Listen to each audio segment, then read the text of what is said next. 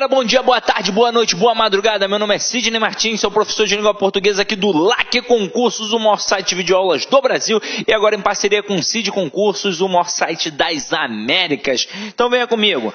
Meu companheiro, você que já me acompanha aí nas mídias sociais, no Instagram, no Facebook, no Periscope, sabe que o nosso intuito é sempre compartilhar a melhor forma de conhecimento com você, nosso aluno, objetivando, é óbvio, a sua aprovação. E hoje, atendendo a pedidos, nós vamos trabalhar os elementos constituintes da comunicação, ou seja, quais são os aspectos utilizados para que haja a comunicação. Lembrando que em todo ato de fala, em todo ato de comunicação, há obrigatoriamente pelo menos dois elementos: quem fala e quem ouve. Então eu sempre obrigatoriamente terei o emissor e o receptor. Até mesmo se eu estiver falando sozinho pelo meio da rua reclamando da vida, estou reclamando do governo, alguma coisa assim, eu neste momento serei o emissor e o próprio receptor. Mas normalmente a gente tem duas ou mais pessoas conversando. Beleza? Tranquilo? Então agora a gente vai entender que nesse ato de fala, nesse ato de comunicação, além do emissor e do receptor, nós temos outros elementos que vão contribuir para que esta comunicação seja plenamente satisfatória, tá? Então vem aqui comigo, ó. A palavra linguagem é aqui empregada como conjunto de características comuns às diversas línguas. Tomaremos aqui, para estudar suas funções, a análise tradicional estabelecida por Jacobson, que se fundamenta no esquema da comunicação explicitado no esquema a seguir. Então, observa, a gente tem aqui as duas coisas obrigatórias: o emissor e o receptor. Emissor, a pessoa que fala, que emite. Receptor, aquele que recebe, aquele que interpreta, aquele que decodifica a mensagem, que a gente também pode chamar de interlocutor. Beleza? Agora, diante disso, eu tenho uma mensagem a passar. Agora, esta mensagem vai ser passada através de um canal. E aí, nós temos várias possibilidades. Pode ser o telefone, pode ser a videoaula aqui, né, através do seu computador, pode ser uma televisão, pode ser o MSN. Existe ainda MSN, né? WhatsApp agora para valer. Então, um canal. Na hora que você está com a pessoa conversando, batendo um papo, e a pessoa está perto de você, você não está usando nenhum telefone, nenhum computador, nenhuma televisão. Então, qual vai ser o canal de transmissão daquela mensagem? Vai ser o próprio ar. Então, o ar vai propagar aquele som que você está emitindo. Beleza? Agora, e que código é esse que a gente vai utilizar? Observa que a gente chama de linguagem o conjunto de características comuns às diversas línguas. Então, eu vou utilizar um código específico, um código que me faça ser entendido. No nosso caso aqui, já que eu estou falando, o código da língua portuguesa. Agora, o que seria este contexto, este referente? Aí, gente, é a situação em que a pessoa se encontra. Vai depender do contexto. Onde estou, sobre o que estou falando de comida, estou falando de sexo, estou falando de adolescência, estou falando de amor. Que contexto é esse? E aí a gente vai avaliar para saber até de repente se aquela comunicação é adequada ou inadequada àquele contexto. Então vamos lá. Elementos da comunicação. Deixa eu só apagar aqui para não ficar poluído visualmente para você.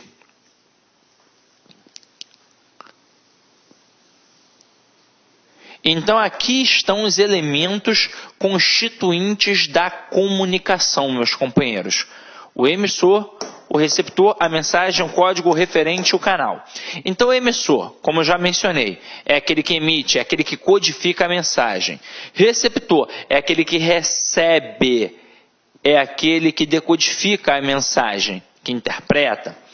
Mensagem, conteúdo transmitido pelo emissor. É o que o camarada propriamente está falando. Código, conjunto de signos usado na transmissão e recepção da mensagem. No caso aqui, eu estou utilizando um código da língua portuguesa, mas eu poderia estar me comunicando através do código da língua de sinais. Passou longe, né, de ficar legal, né, esses códigos aqui agora que eu fiz, né? Eu sei algumas coisinhas, né, mas eu não vou ensinar para vocês não, porque vai que tá errado, né? Agora vem aqui comigo, ó. Referente, contexto relacionado ao emissor e o receptor. Então, se os dois estão contextualizados, o processo da comunicação será efetuado. E canal, meio pelo qual circula a mensagem. Agora, a cada um desses elementos presentes no esquema da comunicação se relaciona a uma função específica da linguagem. E eu quero frisar que algumas questões cobram qual é a função daquele texto relacionado ao processo da comunicação, ao processo dos elementos da comunicação, a função da comunicação.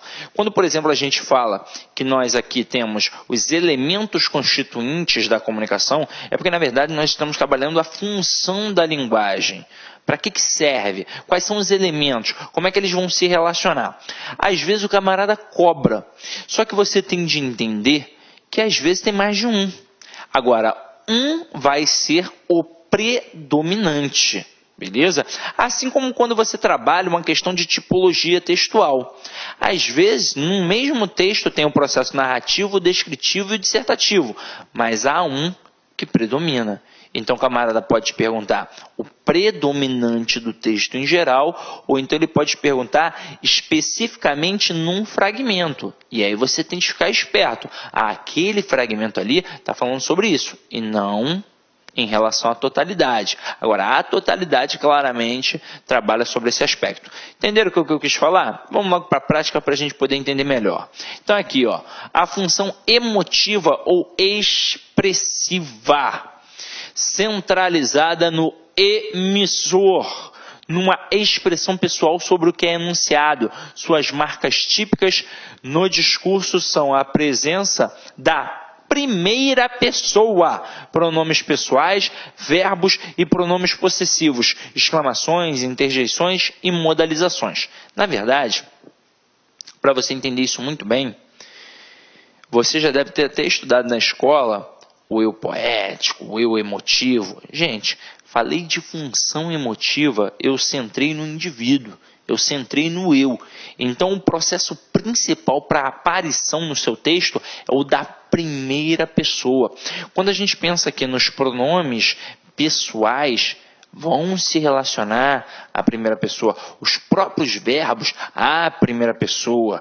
Os pronomes possessivos, à primeira pessoa. Essas exclamações são para externalizar os sentimentos daquele indivíduo, assim como as interjeições e as modalizações.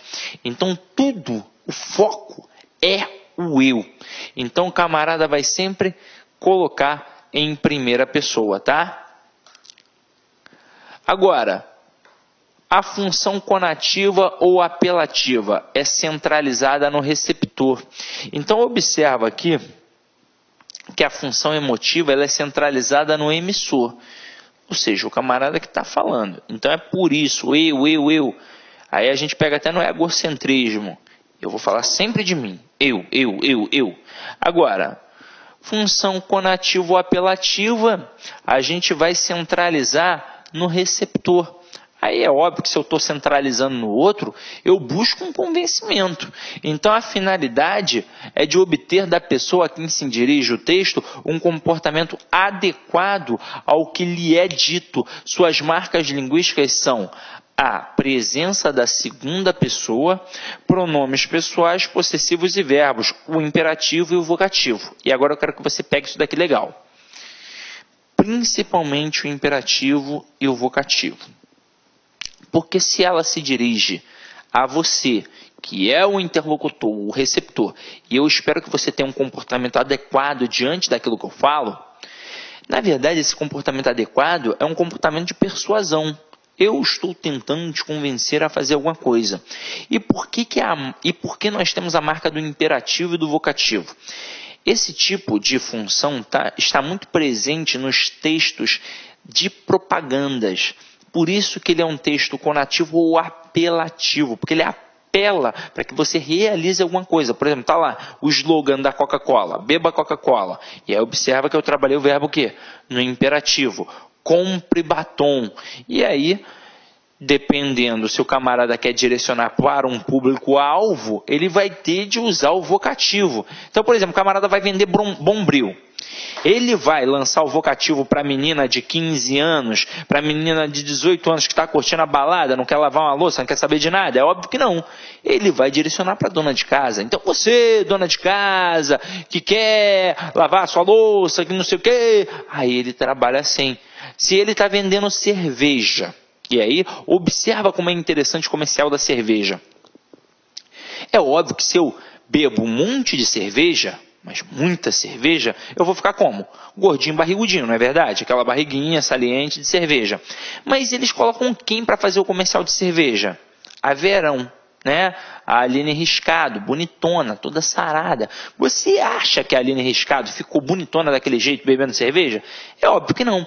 Mas por que a Aline Riscado fazendo comercial de cerveja? Porque ali tem um público-alvo. É o homem. Então, não é a mulher. Ele não está fazendo comercial para a mulher. Vou fazer um comercial com a Aline Riscado, uma porrada de mulher vai comprar. Uma porrada de mulher vai gostar. Não, ele está fazendo para o homem, aquela mulher, automaticamente fazer uma analogia. Eu tenho dinheiro para pagar cerveja, vai ter mulher, né, bonita atrás de mim, coisa e tal. É assim que funciona, mais ou menos, o pensamento do camarada que está fazendo a propaganda, porque ele está trabalhando em cima de um senso coletivo, de um senso imaginário, é óbvio, mas que mais ou menos funciona de acordo com as características psicológicas que eles traçam. É óbvio que eles vão analisar tudo isso. Mas aí observa, naquele momento, ele criou uma situação para que você fique ligado, você homem que eu digo ali naquele momento, olhando para aquela mulher. Mas ele começa a falar da cerveja e ele direciona. E aí você percebe facilmente que o público-alvo é o homem de idade média. E aí, trabalha-se o imperativo, porque ele te dá ordens, comandos para você ir sempre fazendo aquilo dali. Então, alguns textos têm muito essa marca do imperativo. Um é o texto da propaganda, outros são os textos injuntivos. Por exemplo, quando a gente está estudando a tipologia textual, a gente tem o texto narrativo, o texto descritivo e o texto dissertativo. Aí se fala do texto injuntivo. O texto injuntivo, ele tem em vigor uma estrutura descritiva, mas ele se torna um pouco diferente pelo teor imperativo. Porque, na verdade, você vai encontrar o texto injuntivo muito em bulas de remédios e em manuais de eletrodomésticos. Então, o camarada vai sempre dizer assim, faça isso, coloque aquilo, reposite aquilo, e tire aquilo, não sei o que, sempre trabalhando com fator imperativo, beleza? Então, vamos para a próxima. Função referencial. Centralizada no contexto ou referente que permite falar-se dos objetos do mundo, dos objetos perceptíveis ou imaginários. Suas marcas são a terceira pessoa e os dados relacionados ao mundo real. Então vamos lá, E estava até bagunçado aqui, Quando a gente fala em função referencial e está centralizada no contexto, um tipo de texto que cai bastante em provas e o camarada trabalha a função referencial é o texto jornalístico, que leva em consideração o contexto, leva em consideração o mundo real, leva em consideração aqueles fatos que estão acontecendo. Então, pegou um texto jornalístico, já fica ligado, provavelmente é uma função referencial. Função poética. Agora a gente tem um texto que trabalha a centralização na mensagem, referindo-se a um mundo novo criado pela linguagem. É a função predominante nas obras literárias, ainda que não seja exclusivo delas. E eu quero que vocês entendam o seguinte: O aluno ele confunde muito a função poética com a função emotiva. Quando eu tenho um texto fundamentado no eu, no indivíduo, eu tenho um texto emotivo. Agora, quando a gente começa a brincar com as palavras, aquelas estruturas que não são as convencionais do processo de escrita, levando-se em consideração que a gente tem uma distinção entre prosa e poema, e trabalhada de forma inadequada às vezes na escola, porque a gente aprende prosa e poesia, mas a poesia ela é pertinente a diversos tipos de textos, então na verdade a gente faz uma distinção entre prosa e poema. O que é a prosa? A prosa é um texto que possui estrutura linear, ou seja, tem o início, o meio e o fim. Tem uma ordem, uma sequência coerente. Aí a gente pega o bloco do texto em prosa e a gente chama de parágrafo. E aquelas estruturas que compõem o parágrafo na sequência, a gente chama de linhas. Mas se você pega o poema, o bloco você não chama de parágrafo, você chama de estrofe. E a linha você chama de verso. Sem contar que o poema não tem a obrigatoriedade da estrutura linear. Não vai aparecer início, meio e fim, como via de regra. Na verdade, o camarada pode trabalhar de qualquer jeito. Pode começar do final, pode começar do meio, pode não ter nenhuma conexão de início, meio e fim. O texto pode brincar com as palavras. Pode ser um texto que fala, por exemplo, sobre o mar, como é aquele texto do Lulu Santos que fala sobre uma onda no mar, e o camarada fazer uma brincadeira e fazer a estrutura do texto parecer uma onda. E aí, claramente, ele está brincando ali com as palavras, e então ele tem uma função poética. E agora, a gente trabalha aí a função fática, muito presente em nossas vidas. Então vamos lá. A função fática centralizada no canal ou no contato entre o emissor e o receptor, cuja finalidade é verificar a eficiência do canal de comunicação. Suas marcas são os sinais de interrupção do contato com o como, não é, entendeu, alô. Também são exemplos de função fática as falas da exigência social, em que de fato nada se comunica, além de estabelecer-se uma relação social transitória entre os falantes. Então vamos lá, vamos melhorar isso aqui. Na verdade, a função fática não é só uma marca de interrupção, é uma marca de iniciação, é uma marca de pausa ou de interrupção. Na verdade, é um processo em que a gente vai produzir ali o ato e trabalhar momentos. Por exemplo, quando o camarada diz, não é, entendeu? Ele quer de volta que você diga sim ou então não. Então, essa estrutura pode servir para eu iniciar a conversa, para eu manter a conversa ou até mesmo para eu finalizar a conversa. Tipo, tchau. E foi e acabou. Agora, para você falar o tchau, você só não pode estar na Itália, né? Porque aí ferrou. Agora, quando a gente fala dessas marcas de exigência social, imagina você num condomínio. Vamos supor que você mora num condomínio. Então, você vai se deparar com seu vizinho em determinados momentos ali no elevador. Então, espera-se que você diga bom dia, boa tarde, boa noite, por favor, obrigado. São situações em que a gente, teoricamente, não está comunicando nada que tenha uma mensagem pertinente. Mas a gente está ali trabalhando o trato social, fino social, o que é muito importante. É muito importante dizer bom dia, boa tarde, boa noite, por favor, com licença, obrigado, coisa que hoje em dia tem se perdido em alguns locais, graças a Deus, nem em todos, beleza? Aí você está dentro do elevador, vamos supor, você entrou e você disse até o bom dia, boa tarde, boa noite, mas é aquele elevador daquele edifício de 20 andares. Aí o que você fala? Tá calor hoje, né? Aí você para não ficar aquele silêncio. Quando você pega um táxi, é a mesma coisa. Por exemplo, você tá ali no táxi. Aí não tem nada para falar com o taxista porque você nem o conhece. Então você vai falar o quê? Poxa, e aí, como é que você tá, Bernardo? Quanto tempo? Não, você não conhece o Bernardo. Você pegou o táxi do Bernardo pela primeira vez. Aí tá aquele sol de 40 graus. Aí você já manda, né? Rapaz, tá um calor, né? Aí ele vai falar, nem fale, ó. Tem ar-condicionado que não tá dando nem vazão. Aí você fala, pô, minha conta de luz veio R$700. Tá muito caro. E aí começa a conversa.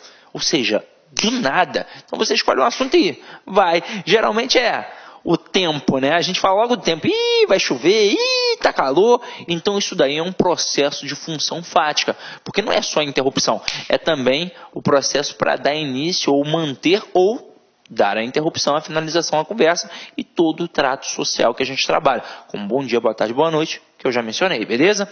E agora uma função muito interessante e que sem sombra de dúvidas é a mais cobrada nas provas. É a função metalinguística, centralizada no código, ou seja, na língua utilizada, que permite esclarecer significados do código utilizado e, além disso, também caracteriza os textos que falam de si mesmos, o que nos permite falar de metatexto, metateatro e por aí vai. Por que metatexto, metateatro? Porque essa estrutura aqui, ó, meta, significa através de. Então, tudo que a gente usa a linguagem para explicar um termo da linguagem é um exemplo de texto metalinguístico. Então, metatexto, metateatro, tudo isso é metalinguístico. Tudo. Na verdade, tudo começou com metateatro. Porque se você já foi uma boa peça de teatro, não estou falando de um stand-up comedy não. Não que o stand-up de comedy seja ruim, mas uma boa peça de teatro, você vai reparar que os personagens, os atores, eles não olham para o público. Não olham. Eles olham para eles. Eles estão ali encenando uma peça e estão compenetrados. No teatro grego antigo, tinha um personagem chamado Coro, em que em determinado momento ele parava de se relacionar com os personagens e se virava para o público. E ele começava a analisar criticamente a peça. Então ele dizia, e aí vocês, o que vocês acham desse rei corrupto, dessa rainha infiel? E por aí vai. Então nesse momento, ele utilizava o teatro para falar do próprio teatro.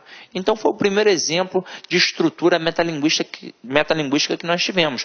E aí depois foi se perpetuando através de outros aspectos.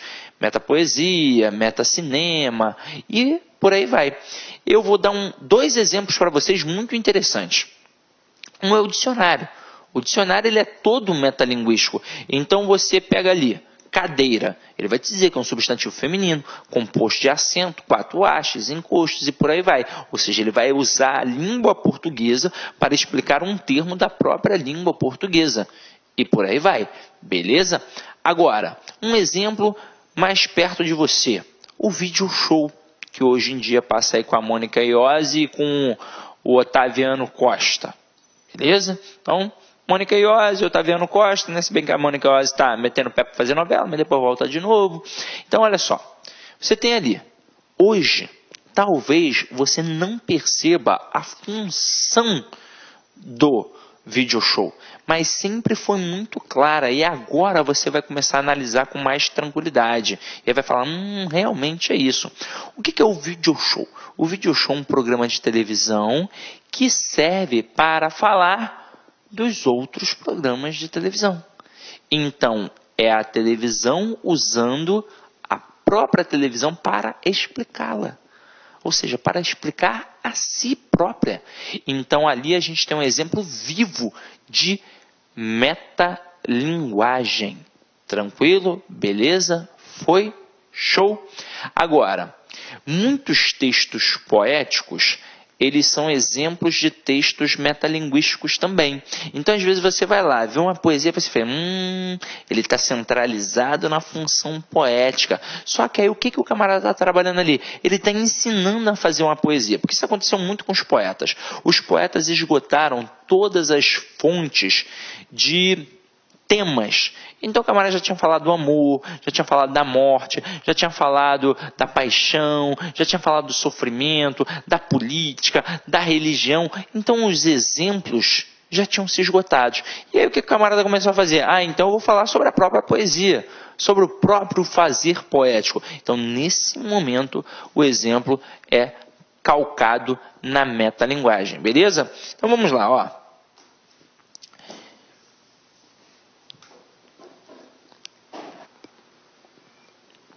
Dificilmente, porém, um texto se utiliza de uma só função, e frequentemente um texto mostra várias delas simultaneamente.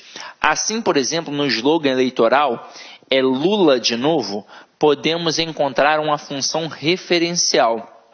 O elemento Lula é do mundo real.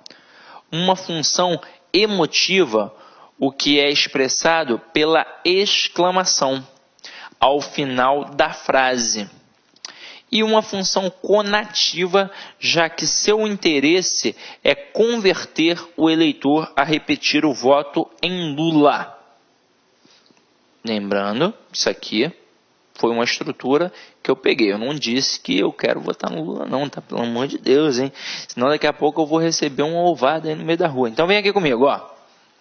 Além dessas funções, poderíamos falar de outras, tais como a função lúdica, que se relaciona às brincadeiras, com palavras tomadas como significantes, repetições, refrões, ou como signos, trocadilhos, ambiguidades, propositais, etc. e por aí vai.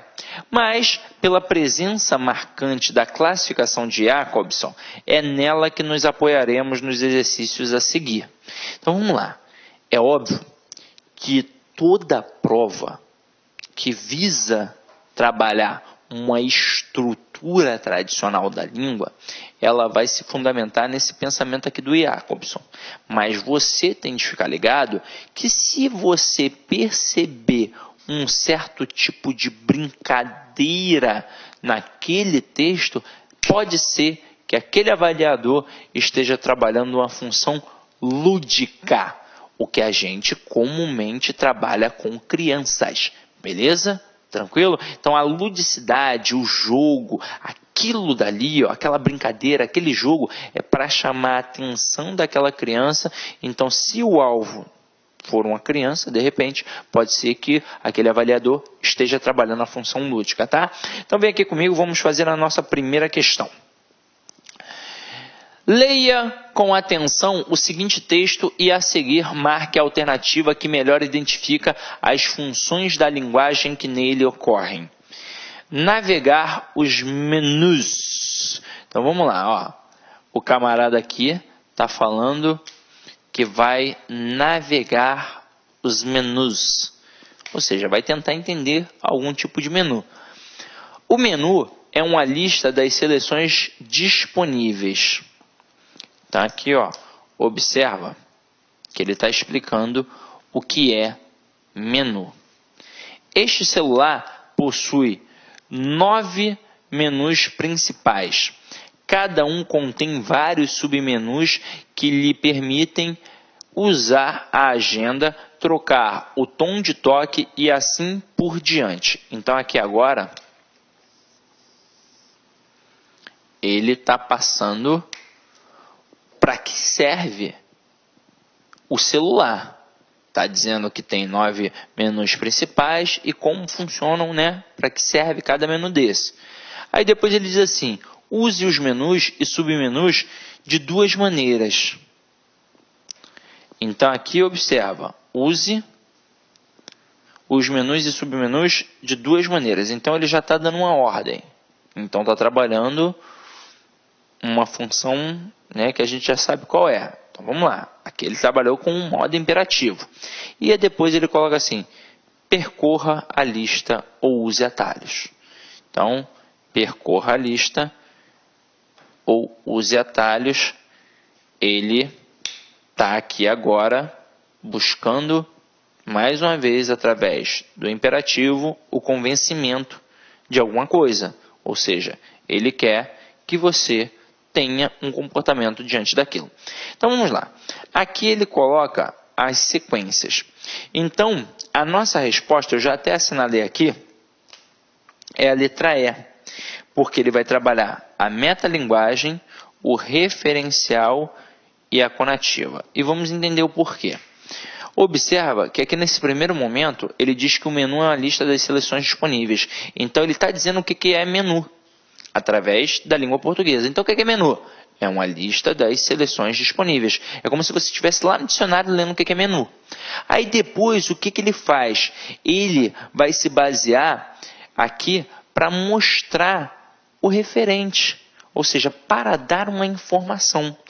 Quando eu digo que o texto jornalístico é claramente pautado pela presença da função referencial, é porque aquele texto jornalístico ele está se fundamentando numa informação. Então, se tem algum tipo de informação pertinente, a gente trabalha a função referencial. E olha aqui a informação. Ele está dizendo que o celular possui 9 menus e que cada um contém vários submenus que lhe permitem usar a agenda, trocar o toque e assim por diante. Então, ele se baseou na informação. Agora, quando ele começa aqui, use os ele já começa com modo imperativo. Então, a gente já começa a pensar, estou ordenando, então estou tentando fazer com que aquele cara ali tenha determinado comportamento. E aqui parece até um slogan, ó, percorra a lista, use atalhos, mas na verdade ele está te dando mais um comando. Então toda vez que a gente tem um modo imperativo, é porque o camarada está trabalhando, ó, função conativa ou apelativa. Então questão 1, resposta sem sombra de dúvidas, letra E. Vamos para a questão 2. Questão 2 está aqui, ó.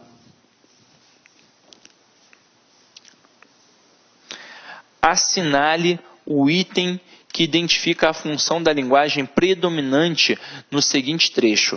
Hipótese é uma coisa que não é, mas a gente diz que é para ver como seria se fosse. Então, observa que o Milor Fernandes, é claro, brincando aqui com as palavras, ele tentou explicar o que seria a hipótese. É como se eu fosse ao dicionário ou então ao Google e lesse. O que é hipótese? Colocasse, né? Vou procurar. Então, viesse o conceito.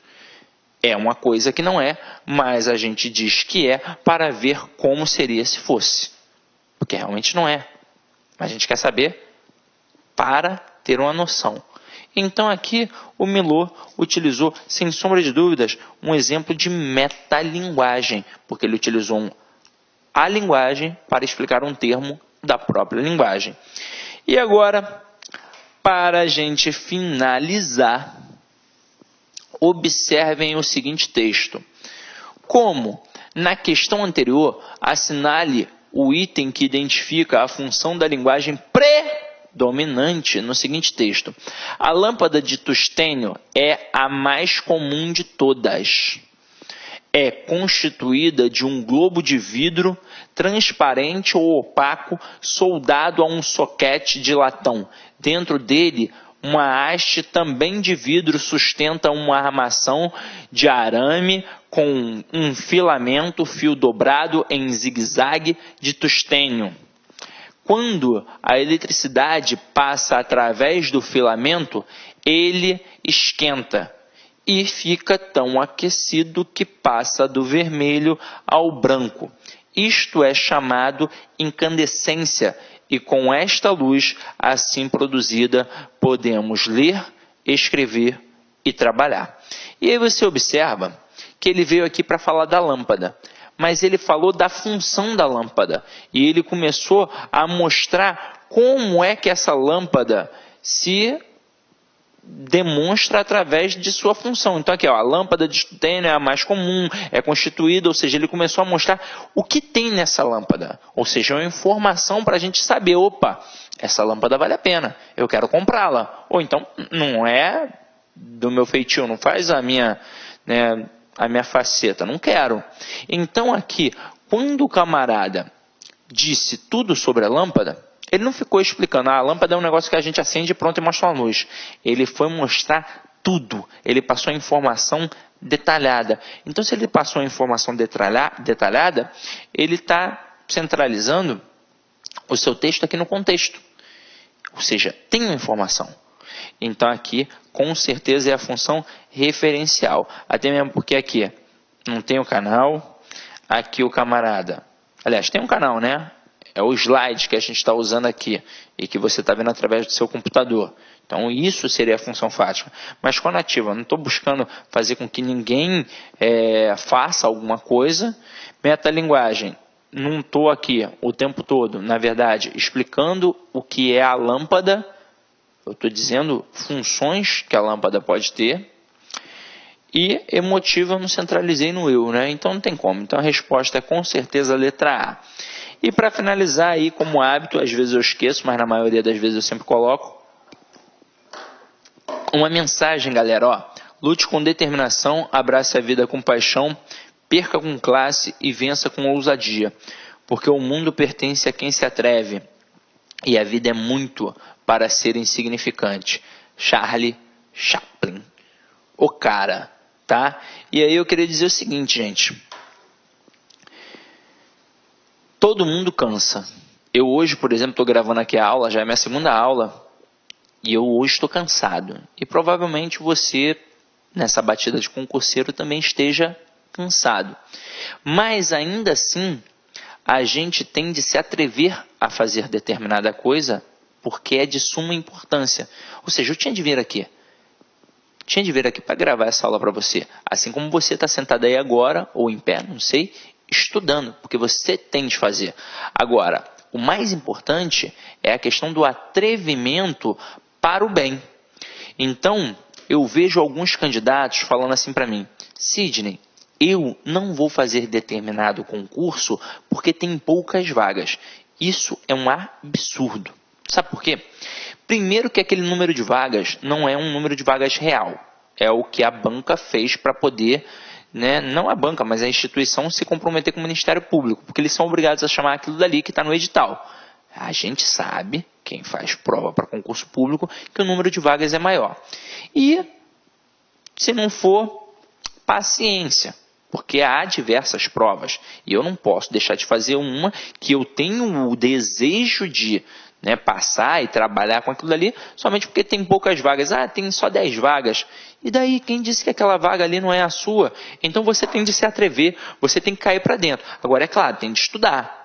Você tem de fazer a prova, tem de cair para dentro e com certeza você vai ser bem remunerado por isso, tá? Então, gente, espero ter contribuído um pouquinho para a aquisição do teu conhecimento, avaliar a aula, porque é sempre importante para a gente, tá? E idem em paz e que o Senhor sempre vos acompanhe, tá? Fiquem com Deus.